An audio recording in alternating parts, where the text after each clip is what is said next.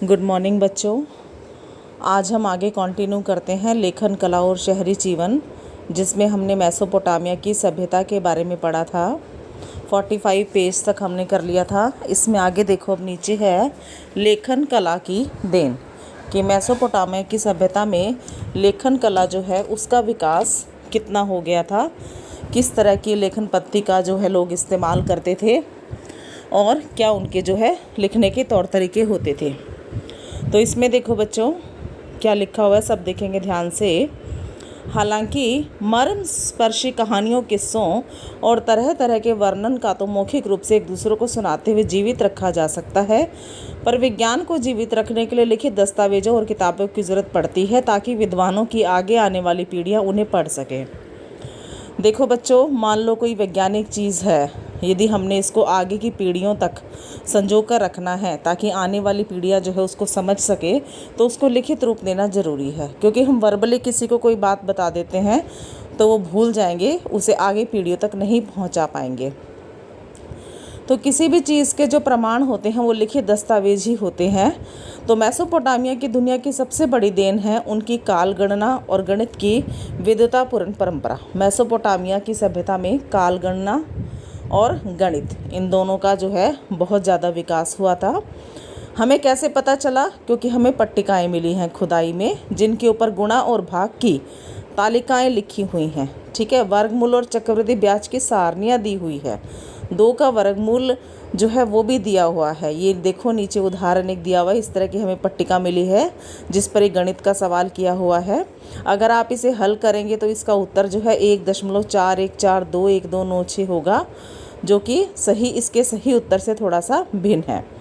उस समय के विद्यार्थियों को यानी कि इस तरह के गणित के सवाल हल करने होते थे। उदाहरण के लिए 1-2 उदाहरण भी इसमें बता रखे हैं कि अगर एक खेत का क्षेत्रफल इतना है तो 1 अंगुल गहरे पानी में डूबा हुआ है तो संपूर्ण पानी का आयतन निकालो, इस तरह के सवाल हो गए। या फिर आगे देखो, पृथ्वी के चारों ओर चंद्रमा की परिक्रमा के अनुसार एक पूरे वर्ष का 12 महीनों में विभाजन, 1 महीने का 4 हफ्तों में विभाजन, 1 दिन का 24 घंटों में और 1 घंटे का 60 मिनट में विभाजन, यह सब जो आज हमारी रोज़मर्रा की ज़िंदगी का अचेतन हिस्सा है, मेसोपोटामिया वासियों से ही हमें मिला है। ठीक है, तो इस तरह के सवाल जो है वो अपने डे टू डे लाइफ में हल करते थे। तो गणित का जो है उस समय काफ़ी विकास हो गया था। नेक्स्ट देखो आगे है, जब कभी सूर्य और चंद्र ग्रहण होते थे तो वर्ष, मास और दिन के अनुसार उनके घटित होने का हिसाब रखा जाता था। मतलब लोग पहले ही बता देते थे, हिसाब रख के कितने साल बाद, इतने महीने बाद चंद्र ग्रहण होगा या सूर्य ग्रहण होगा। उन्हें जो है आकाश में तारों और तारामंडल की स्थिति पर भी उनकी बराबर नज़र रहती थी। उन्हें इस चीज़ का भी, वैज्ञानिक चीज़ों का भी काफ़ी ज्ञान था। मेसोपोटामिया वासियों की महत्वपूर्ण उपलब्धियों में से एक भी उपलब्धि संभव नहीं होती यदि लेखन की कला और विद्यालयों जैसी उन संस्थाओं का अभाव होता जहां विद्यार्थीगण पुरानी लिखित पट्टिकाओं को पढ़ते और उनकी नकल करते थे, जहां कुछ छात्रों को साधारण प्रशासन का हिसाब किताब रखने वाले लेखाकार न बनाकर ऐसा प्रतिभा संपन्न व्यक्ति बनाया जाता था जो अपने पूर्वजों की बौद्धिक उपलब्धियों को आगे बढ़ा सके। यानी कि शिक्षा की बहुत अच्छी व्यवस्था थी, अच्छा ज्ञान दे करके बच्चों को प्रतिभा संपन्न व्यक्ति बनाया जाता था।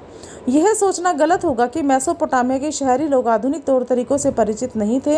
अंत में उन 2 प्रकार के प्रारंभिक प्रयत्नों का अवलोकन करना चाहिए जिनके द्वारा अतीत के प्रलेखों परंपराओं को खोजने और सुरक्षित रखने की कोशिश की गई थी। तो बच्चों ये जो है आप इसमें से 1 नंबर के क्वेश्चन जो है बन जाएंगे, इसको पूरा रीड करेंगे। नेक्स्ट इसके बाद देखिए, एक पुराकालीन पुस्तकालय, पुस्तकालय के बारे में बताया गया है। इसको जो है पूरा समझेंगे क्या है। लोह युग में उत्तरी प्रदेशों के असीरियाई लोगों ने एक साम्राज्य की स्थापना की। असीरियाई लोगों ने एक साम्राज्य की स्थापना करी जो कि 720 से 610 ईस्वी पूर्व तक अपनी उन्नति के शिखर पर रहा। काफ़ी उन्नति हुई इसमें इस काल के दौरान। यह साम्राज्य कहाँ तक फैला हुआ था बच्चों? मिस्र तक फैला हुआ था। राज्य की अर्थव्यवस्था उन दिनों लूट मार की हो गई थी, लूटना पीटना शुरू कर दिया था कुछ लोगों ने, क्योंकि अधीनस्थ प्रजाजनों को दबाकर उनसे खाद्य सामग्री, पशु, धातु शिल्प की वस्तु के रूप में बेगार और नजराना जबरदस्ती लिया जाता था। क्योंकि राजा जो है वो थोड़ा सा निरंकुश हो गया था, वो लोगों से ज़बरदस्ती उनका सामान लेता था, तो फिर लोग तो विद्रोह करेंगे ना। ठीक है। बड़े बड़े असीरियाई शासक जो बाहर से आकर बसे थे दक्षिणी क्षेत्र बेबीलोनिया को उच्च संस्कृति का केंद्र मानते थे। उनमें से आखिरी राजा असुरबनीपाल ने उत्तर में स्थित अपनी राजधानी निनवे में एक पुस्तकालय की स्थापना की। ये देखो, हम क्योंकि लेखन कला और शिक्षा के बारे में पढ़ रहे हैं तो पुस्तकालय उसी चीज़ से जुड़ा हुआ है। जो असीरियाई शासक आकर बसे उनमें से आखिरी राजा, नाम याद रखेंगे, अंडरलाइन कर लो इसको, असुरबनीपाल, ठीक है। और इसका पीरियड जो है ये भी लिखा हुआ है। उत्तर में स्थित अपनी राजधानी निनवे में एक पुस्तकालय उसने बनाया। इसमें उसने क्या क्या रखा? इतिहास की पुस्तकें रखी, महाकाव्य, शकुन साहित्य, ज्योतिषी विद्या, कविताओं की पट्टियों को इकट्ठा करने का बहुत प्रयत्न किया और उसमें वो सफल भी रहा। ठीक है। उसने अपने लिपिकों को दक्षिण में पुरानी पट्टिकाओं का पता लगाने के लिए भेजा। उसने कर्मचारियों को भेजा कि और पट्टिकाएं लेकर के आओ, ताकि हम, क्योंकि उस टाइम किताबें नहीं होती थी ना, आजकल तुम किताबों में लिखते हैं, उस टाइम पट्टिकाएं होती थी। तो उन्होंने कहा कि दक्षिण में जाओ और पट्टिकाएं लेके आओ ताकि हम उन्हें पुस्तकालय में रख सकें। क्योंकि दक्षिण में लिपिकों को विद्यालयों में पढ़ना लिखना सिखाया जाता था, तो उन्हें वहाँ ज़्यादा उम्मीद थी कि दक्षिण से और पट्टिकाएं मिल जाएंगी। वे जो पट्टिकाओं के विशाल संग्रह तैयार किए जाने प्राप्त करने के लिए मशहूर थे। हालांकि लगभग 1800 ईस्वी पूर्व के बाद सुमेरियन भाषा बोलनी बंद हो गई थी। सुमेरियन भाषा की जगह कौन सी भाषा आ गई थी? अक्कदी भाषा आ गई थी ना, हमने किया है पहले भी। लेकिन विद्यालयों में वह शब्दावलियों, संकेतों, पट्टिकाओं आदि के माध्यम से अब भी पढ़ाई जाती थी। इसलिए 650 ईस्वी पूर्व से 2000 ईस्वी पूर्व तक पुरानी किलाकार अक्षरों में लिखी पट्टिकाएं पढ़ी और समझी जा सकती थी। और असुरबनीपाल के आदमी यह जानते थे कि पुरानी पट्टिकाओं और उनकी प्रकृति को कहाँ खोजा और प्राप्त किया जा सकता है। ये देखो, पुस्तकालय बनाया गया उस टाइम, पट्टिकाएं जो है लाने की कोशिश की गई दक्षिणी भाग से, क्योंकि वो जो है फेमस था अपनी शिक्षा व्यवस्था के लिए। गिलगेमिश के महाकाव्य जैसे महत्वपूर्ण पट्टिकाओं की प्रतियां भी तैयार की गई। ठीक है। प्रतियां तैयार करने में उनका नाम और जो भी उसकी प्रति तैयार करता था वो अपना नाम और तिथि लिखता था। और कुछ पट्टिकाओं के अंत में जो राजा असुरबनीपाल है वो देखो उसने क्या लिखा है, मैं असुरबनीपाल, ब्रह्मांड का सम्राट, असीरिया का शासक, जिसे देवताओं ने विशाल बुद्धि प्रदान की है, जिसने विद्वानों के पांडित्य के गूढ़ ज्ञान का प्राप्त करने में सफलता प्राप्त की है। देखो, अपने आप को बहुत ही बुद्धिमान समझ रहा है, क्योंकि इसने पुस्तकालय जैसे चीज़ को जो है महत्व दिया और उसे बनवाया। मैंने देवताओं के बुद्धि विवेक को पट्टिकाओं पर लिखा है और मैंने पट्टिकाओं की जांच की और उन्हें संग्रहित किया। मैंने उन्हें निनवे स्थित अपने इष्ट देव नाबू के मंदिर के पुस्तकालय में, अब ये बता रहा है कि मैंने ये सारे काम किए।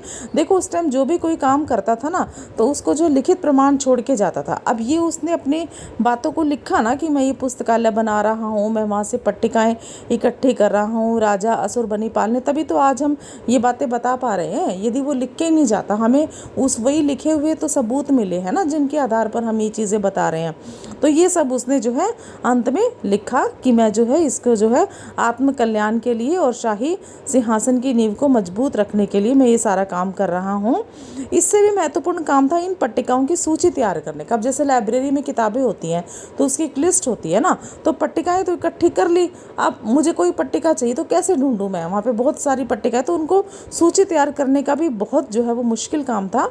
इसके लिए एक टोकरी पर पट्टिकाओं को मिट्टी के लेबल से इस प्रकार अंकित किया गया, असंख्य पट्टिकाएं भूत प्रेत निवारण विषय पर। ठीक है, जैसे एक सब्जेक्ट डाल दिया, भाई इस टॉपिक पर पट्टिकाएं हैं, इस व्यक्ति द्वारा लिखी गई है।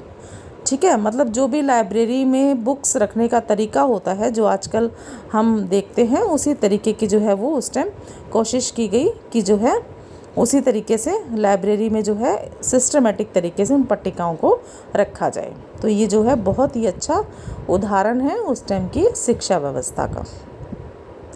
नेक्स्ट देखो बच्चों, ये जो है नेक्स्ट है और एक आरंभिक पुरातत्ववेत्ता। इसमें देखो क्या है, दक्षिणी कछार के एक शूरवीर नेबोपोलासर ने बेबीलोनिया को 625 ईस्वी पूर्व में असीरियाई आधिपत्य से मुक्त कराया। अभी हमने क्या किया कि असीरियाई शासकों का शासन था, तो किसने मुक्त कराया? नेबोपोलासर ने उनको इससे मुक्त कराया। उसके उत्तराधिकारियों ने अपने राज्य क्षेत्र का विस्तार किया और बेबीलोन में भवन निर्माण की परियोजनाएं पूरी की। ठीक है, उसने किस चीज़ पर बल दिया?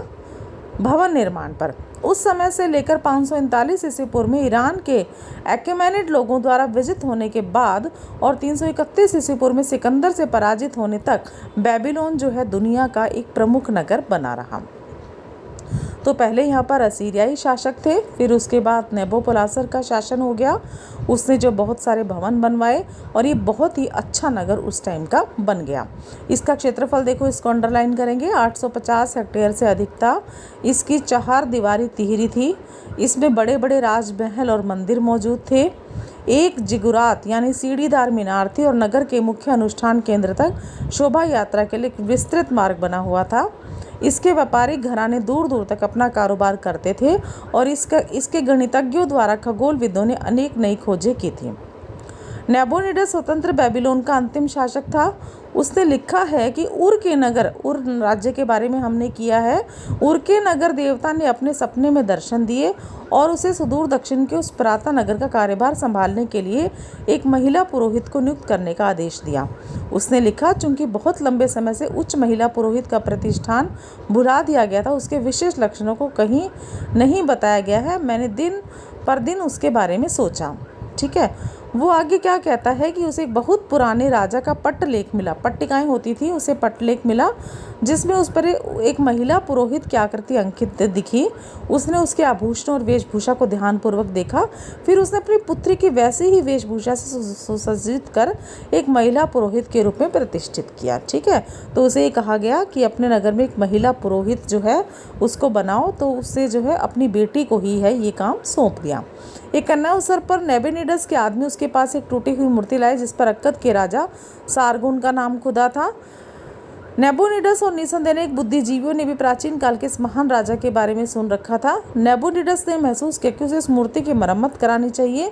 वह लिखता है, देवताओं के प्रति भक्ति और राजा के प्रति अपनी निष्ठा के कारण मैंने कुशल शिल्पियों को बुलाया और उसका खंडित सिर बदलवा दिया। तो जो मूर्ति का खंडित सिर था उसको उसने बदलवा दिया। ठीक है, ये जो है इसमें से भी आपके 1 नंबर के बहुत सारे क्वेश्चन बन जाएंगे बच्चों।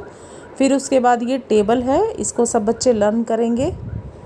ठीक है, कि कौन से टाइम में जो है क्या क्या विकास हुए, कब जो है लोहे का प्रयोग हुआ, कब असुरबनीपाल का शासन रहा, कब जो है अक्कदी सम्राट रहा।